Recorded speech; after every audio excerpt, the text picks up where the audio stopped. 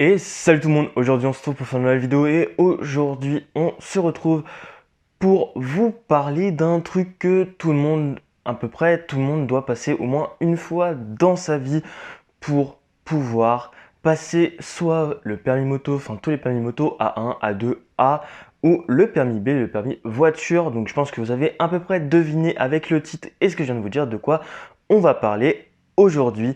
Je vais bien sûr parler du code de la route. Donc comme la plupart des gens qui me suivent en live, je live très régulièrement sur Twitch en ce moment, lien en description, j'ai passé mon code de la route et je l'ai obtenu avec un score de 38 sur 40, ce qui est extrêmement bien. Je n'ai fait que 2 fautes. Vous pouvez avoir au maximum 5 fautes, donc avoir un total de 35 sur 40 de bonnes réponses. Donc, moi, le code de la route, j'ai pris beaucoup de temps à le passer. Ça m'a pris 4 mois d'entraînement, même si j'y suis pas allé beaucoup. Je pense que j'ai dû faire à peu près 10 heures de salle, 10 heures préparation entre guillemets au code de la route, mais je n'ai pas révisé uniquement avec ça. J'ai surtout utilisé un moyen que la plupart des gens utilisent quand vous passez cet examen, ce test en candidat libre, c'est-à-dire en n'étant pas inscrit de base à une auto-école. Je vais bien sûr parler du livre du code de la route. Je vous conseille totalement d'acheter ce livre car pour moi c'est l'un des meilleurs. Franchement, j'ai vraiment j'ai vraiment tout compris et franchement très bonne option pour pouvoir vraiment apprendre bien le code de la route parce que en salle vous allez pouvoir faire des tests mais ce sera pas vraiment comme ça que vous allez pouvoir apprendre pour ceux qui ont besoin vraiment de lire et d'avoir quelque chose vraiment de concret et de construit pour pouvoir apprendre quelque chose, le retenir et pouvoir le restituer quand l'heure de l'examen est venue. Donc, moi, comment ça s'est passé? Donc, comme je vous l'ai dit, j'ai pris 4 mois avant de me décider à le passer. Mais il y a un moment où en fait, je me suis dit, faut que je le passe, l'été arrive, faut que je commence mes heures de conduite pour pouvoir après aller passer l'examen d'un des permis que j'ai cité en début de vidéo. Je vous dis pas quel, ça fera l'objet d'une autre vidéo. Je me suis dit, faut le passer, maintenant c'est le moment. Et je me suis inscrit sur le site de la Poste pour pouvoir passer le code. Et une semaine avant, car j'ai pris le rendez-vous une semaine plus tard, c'était vraiment le rush. C'est-à-dire que là, je me suis dit, faut pas que je me loupe, j'ai une chance, faut que je l'aie du premier coup. Et pendant une semaine, je me mangeais au moins 2 heures à 3 heures de révision du bouquin du code de la route. Oui, ça peut paraître beaucoup pour certains, mais pour moi, c'était vraiment la solution de tout bien connaître, c'est-à-dire les amendes, les panneaux, comment marche la route, comment fonctionne la route tout simplement, les ronds-points, les intersections, les priorités, tout ça, parce que c'est extrêmement compliqué et des fois le code de la route ne va pas forcément dans une logique très simple, même s'il y a des questions qu'il faut quand même répondre avec sa logique. Pendant une semaine, c'était ça, tous les jours, 2 à 3 heures de code, je rushais, je lisais, j'ai lu 2 fois le bouquin, et vient le vendredi soir, parce que je l'ai passé un samedi matin, et le vendredi soir, grosse boule au ventre, j'ai pas du tout confiance en moi, je me disais clairement, je sais pas si je vais l'avoir, j'avais des bugs sur les feux surtout de la voiture, feu de route, feu de croisement, feu de position, feu de brouillard avant, feu de brouillard arrière et tout ça. Et dans quelles conditions les mettre, ça j'avais beaucoup d'appréhension là-dessus et je me suis dit il suffit que je me force sur d'autres choses, qui est des amendes, qui est des taux d'alcool, des choses comme ça.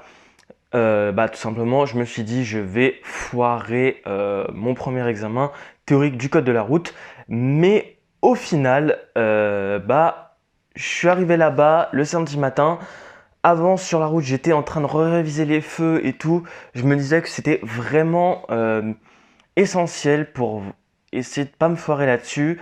J'arrive à l'auto-école n'importe quoi, à la poste avec ma convocation et tout simplement je me dis c'est le moment, faut y aller. Je rentre dans la salle, déjà grosse découverte, je pensais que c'était un écran entre guillemets, un projecteur où tout le monde avait les mêmes questions, mais non, chacun a sa tablette, chacun ses écouteurs et vous avez des questions individuelles, c'est-à-dire une série individuelle pour chacun pour éviter toute tentative de triche. Au début, il y a un petit questionnaire avant entre guillemets d'entraînement pour comprendre comment fonctionne la tablette, comment vont fonctionner les questions. Et là, tout simplement, ils mettent c'était des questions assez simples que je trouvais vraiment assez simples. Et entre guillemets, c'était vraiment pour te mettre dans le bain. Donc je me suis dit que le code allait vraiment ressembler à ça et que ça allait pas être vraiment quelque chose de très compliqué.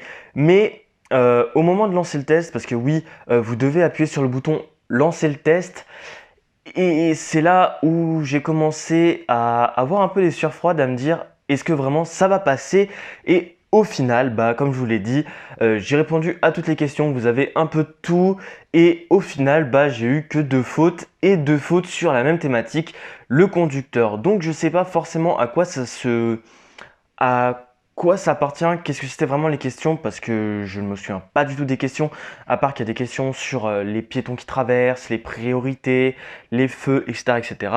Je ne me souviens pas exactement de tout ce qu'il fallait répondre, ce que je pense qui est totalement normal. Je sors et ils disent vous allez avoir les réponses en peut-être 24 heures, mais on ne sait pas, vu que c'est le week-end, ça peut avoir plus de délai. Et je rentre chez moi et je mange. Et 1 heure après, je reçois un mail, le code, la poste, le code, et il y a marqué en objet résultat du code de la route. Et là, je pense que c'était le moment le plus compliqué. Je ne voulais pas ouvrir ce mail.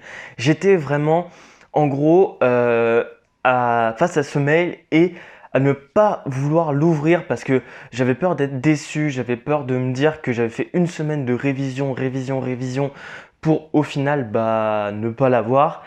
Et je décide de donner mon téléphone à mes parents et qu'ils l'ouvrent avant moi. Et là, mon père regarde le PDF, car oui, vous avez un PDF avec le screen que je vous aurais mis maintenant, là pour pouvoir voir mes fautes. Et favorable, avis favorable, 2 fautes. Et là, c'était vraiment la délivrance totale. Mais franchement, j'ai beaucoup stressé. J'avais une très grande appréhension parce que le code que vous faites en auto-école, je trouve qu'il est quand même beaucoup plus compliqué que celui que là j'ai eu au vrai test, au vrai examen du code de la route. Mais je pense que c'est pour vous préparer parce que si vous arrivez à faire peu de fautes sur un code de la route, enfin sur un examen plus dur, vous arriverez plus facilement à avoir un très bon résultat sur un code qui est plus simple, donc le code de base du code de la route. Mais ça reste pas à prendre à la rigolade, c'est vraiment quelque chose qu'il faut apprendre car vous allez être sur la route, vous allez devoir respecter les autres, respecter ça pour pouvoir clairement évoluer en toute sécurité sur la route. En tout cas, ce que je vous dis, c'est vraiment réviser. Prenez le temps de réviser, prenez le temps de l'apprendre.